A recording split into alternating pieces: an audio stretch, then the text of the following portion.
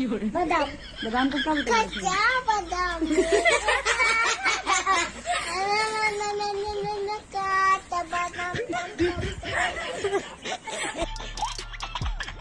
और दोस्तों क्या हालचाल, उम्मीद है सब मजे में होंगे। वैसे अगर आपने हमारी सारी पिछली वीडियोस देखी हैं तो आपको पता ही होगा कि वो कितनी ज्यादा फनी थी। लेकिन दोस्तों आज की ये जो वीडियो है ना, ये उनकी भी बाप होने वाली है। मेरा कहने का मतलब है कि ये उनसे भी ज्यादा फनी होने वाली है। जी हाँ, क्योंकि आज हम आपको एग्जाम में स्टूडेंट द्वारा दिए गए कुछ ऐसे फनी आंसर दिखाएंगे जिनको देखकर आपके पास हंसने के अलावा और कोई दूसरा ऑप्शन बचेगा ही नहीं। लेकिन इसके लिए आपको एक काम करना है, काम ये करना है कि आपको इस वीडियो को पूरा एंड तक देखना है। तो चलिए फिर बिना टाइम वेस्ट किए शुरू करें हम आज की इस मजेदार वीडियो को। अब भैया एग्जाम में प्रश्न आया था कि भारत की आजादी में गांधी जी का कितना बड़ा हाथ था। अब बच्चे को इसका उत्तर लिखना था, लेकिन बच्चे ने इस पर ऐसा जवाब दिया जिसे देखकर बेचारा टीचर भी हिल गया होगा। देखिए, भारत की आजादी में गांधी जी का इतना बड़ा हाथ था। वाह भाई क्या जवाब दिया है। लेकिन शायद टीचर जी को यह जवाब पसंद नहीं आया, इसीलिए 10 में से 0 नंबर तो दिए ही, साथ में लानत है लिखा सो अलग। तो साला ये दुख का खत्म नहीं होता बे। अगला प्रश्न आया कि मुहावरों को उदाहरण देकर समझाइए, जिसमें मुहावरा था कि उल्टा चोर कोतवाल को डांटे। अब भाई स्टूडेंट को इस मुहावरे को उदाहरण देकर समझाना था, तो फिर क्या था, इस भोले वाले स्टूडेंट ने ऐसे उदाहरण देकर पूरे मुहावरे का अर्थ समझा दिया। पहले तो इसने उल्टा चोर बना दिया और उसी के सामने कोतवाल। लेकिन भैया अभी भी पूरे मुहावरे का अर्थ नहीं बना था, क्योंकि चोर कोतवाल को डांट भी तो रहा है ना। अब ये दिखाने के लिए महाशय ने चोर के पास लिख दिया, अबे ओए कोतवाल।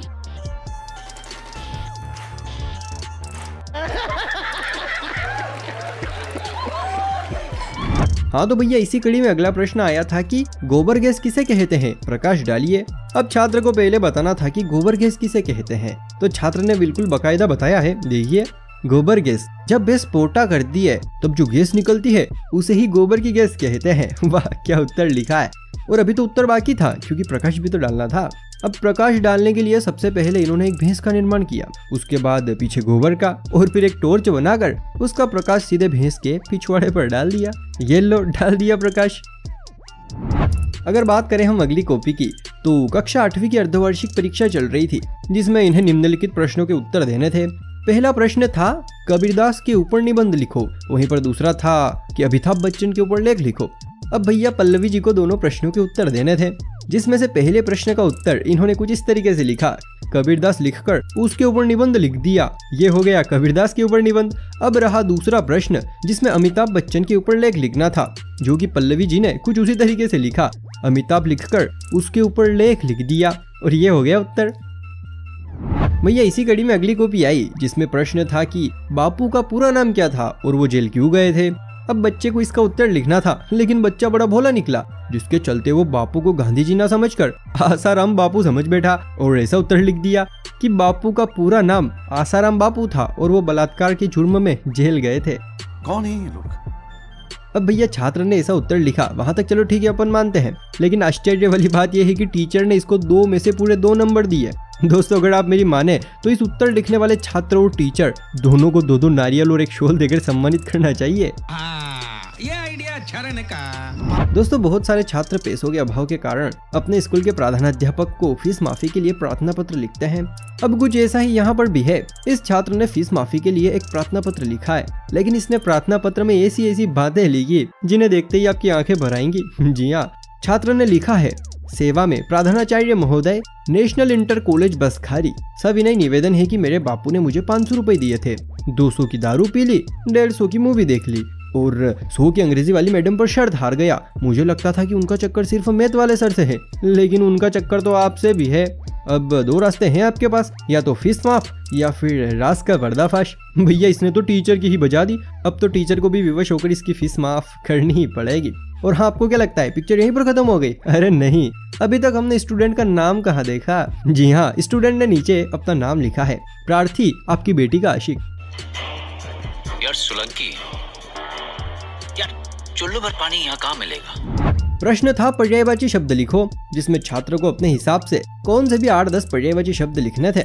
लेकिन छात्र तो महाज्ञानी निकला और पर्यायवाची शब्दों की जगह उसने अनेक शब्दों के लिए एक शब्द लिख डाले, जिसमें पहला था जो कभी ना मरे। तो जनाब ने जवाब में लिखा है साउथ का हीरो। दूसरा था जो कभी ना दिखे, मिस्टर इंडियन। तीसरा था जिसका कोई अंत न हो, माँ का भाषण। गजब। चौथा सदा झूठ बोलने वाला। जवाब है नेता। चलो ये जवाब मुझे भी थोड़ा बहुत सही लगा। इसी कड़ी में पांचवा था जो कभी ना मरे, छोटा भीम। आकाश को चूमने वाला हेलीकॉप्टर, और आखिरी था जो हाल ही मरा हो, श्रीदेवी। भैया इस छात्र ने तो बिल्कुल कमाल ही कर दिया, लेकिन शायद टीचर जी को इनके ये खुराफाती उत्तर पसंद नहीं आए, इसीलिए 7 में से 0 बट्टा सन्नाटा दे दिया। दोस्तों महाकवि, कथाकार, नाटककार जयशंकर प्रसाद को कौन नहीं जानता।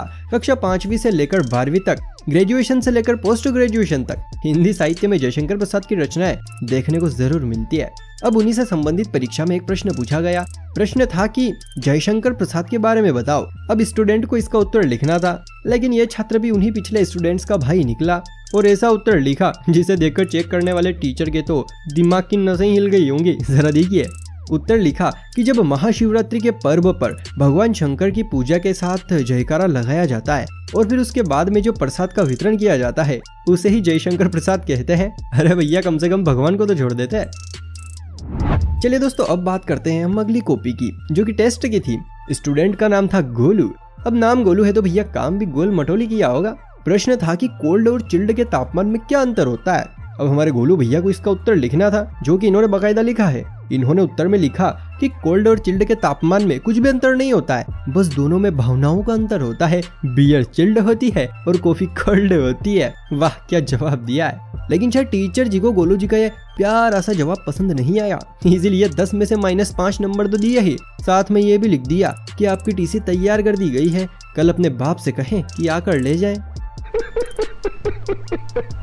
भाई बहुत सारे स्टूडेंट्स ऐसे होते हैं जिनको अपनी फैमिली का डर रहता है कि अगर मैं फेल हो गया तो फिर घर वाले बहुत डांटेंगे। अब भैया कुछ इसी तरह का डर इन मोहतरमा को भी सता रहा था, इसीलिए इन्होंने कॉपी में सही उत्तर लिखने की बजाय ये सारा कुछ लिख दिया कि सर मैं एक लड़की हूँ और मेरी 28 जून को शादी है, इसलिए आप प्लीज मुझे पास कर देना, नहीं तो हमारे घर वाले गुस्से में रहेंगे। अरे भैया अगर ऐसा ही डर है तो फालतू कामों में कम ध्यान लगाओ, पढ़ाई लिखाई में ध्यान लगाओ, IAS बनो और देश को संभालो। दोस्तों अभी तक हमने आपको जितनी भी कॉपियां बताई ये सिर्फ मोबाइल तक ही सीमित थी, लेकिन भैया इस छात्र ने अपनी कॉपी में कुछ ऐसा लिखा कि बात अखबार तक पहुंच गई। जी हाँ, उत्तर पुस्तिका में उत्तर लिखने की बजाय इसने टीचर से अपील करते हुए लिखा, जे पास कर दिया तो तुम्हारा फुप्पा, फेल कर दिया तो मैं थारा। अब आप सोच रहे होंगे कि आखिर इसने ऐसा क्यों लिखा, इसे फेल होने का इतना डर क्यों सता रहा था। तो भाई वो इसलिए क्योंकि इसको इसकी शादी की टेंशन थी। इसने नीचे लिखा भी था कि गुरुजी मन ने फेल ना करियो, नहीं तो मेरा ब्याह ना होवे। देख रहे हो छोरे को ब्याह करने की कितनी ठरक मची है। जान दे देंगे इसके लिए, क्या बात कर रहे हो आप। भाई जब से पुष्पा मूवी ने फिल्मों की दुनिया में कदम रखा है तब से जैसे उसने तहलका ही मचा दिया, जिसे देखो वो उसके डायलॉग्स को कॉपी करने में लगा है। अगर आपने ये मूवी देखी है तो आपको पता ही होगा कि इस मूवी में एक डायलॉग है कि मैं झुकेगा नहीं साला। अब उस डायलॉग के रुझान एक एग्जाम कॉपी में देखने को मिले, जहां पर स्टूडेंट ने अपनी एग्जाम कॉपी में लिख दिया पुष्पा पुष्पराज, अपन लिखेगा नहीं साला। कोई बात नहीं बेटा मत लिख, क्या फर्क पड़ जाएगा, 1 साल और इन्हीं टीचरों की सेवा कर लेना। ये क्या बात करता है यार। दोस्तों अगर बात करें हम अगली कॉपी की तो परीक्षा में प्रश्न आया था 1857 की क्रांति पर प्रकाश डालिए। अब भैया प्रश्न के अनुसार इस प्रकाश को 1857 की क्रांति पर प्रकाश डालना था, तो देखिए कैसे इसने 1857 की क्रांति पर प्रकाश डाला है। सबसे पहले इसने 1857 की क्रांति लिख दिया और उसके बाद टॉर्च से उसके ऊपर प्रकाश डाल दिया। और भैया डाला तो डाला, लेकिन कोने में लिखा भी है कि प्रकाश डाला गया, जैसे कि चेक करने वाला टीचर तो दूध पीता बच्चा ही है जिसको एक एक चीज बतानी पड़ेगी। दोस्तों आप में से शायद ऐसा कोई होगा जो कि इंस्टाग्राम, फेसबुक इन पर अपना फोटो पोस्ट ना करता हो। अगर दोस्तों आप भी मेरी तरह इन सोशल मीडिया प्लेटफॉर्म्स पर अपने फोटो शेयर करते हैं यानी कि पोस्ट करते हैं, तो भैया आपके लिए एक बहुत ही बड़ी खुशखबरी है। जी हाँ, आप ही देखिए खुशखबरी, ऑनलाइन फोटो पोस्ट करने वाले रहते हैं स्वस्थ। अब भैया एक तरफ तो लोग कहते हैं कि ज्यादा फोन चलाने से आंखें खराब होती हैं, और घर वाले तो सीधे कहते हैं कि कम फोन चलाया कर कम, नहीं तो तेरी आंखें फूट जाएगी।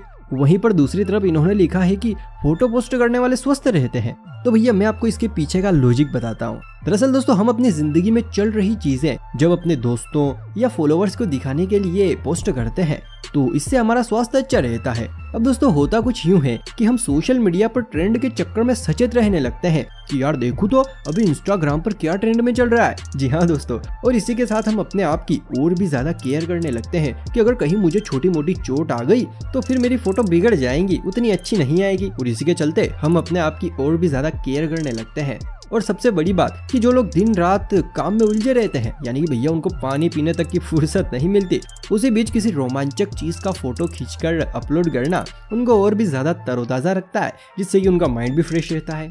वहीं पर जो लोग घर में पड़े पड़े दिन रात बस चाय की चुस्कियां मारते रहते हैं, वो भी फोटो पोस्ट करने के चक्कर में बाहर खुली हवा में समुद्र किनारे या फिर किसी और जगह पर अच्छी सी फोटो खींचकर पोस्ट करते हैं, जिससे कि उनको भी बहुत अच्छा लगता है और उनका अकेलापन भी दूर हो जाता है। तो दोस्तों अगर आप भी सोशल मीडिया प्लेटफॉर्म्स पर अपनी फोटो पोस्ट नहीं करते हैं तो भैया जल्दी से करना शुरू कर दीजिए, और फायदे तो आप जान ही चुके हैं।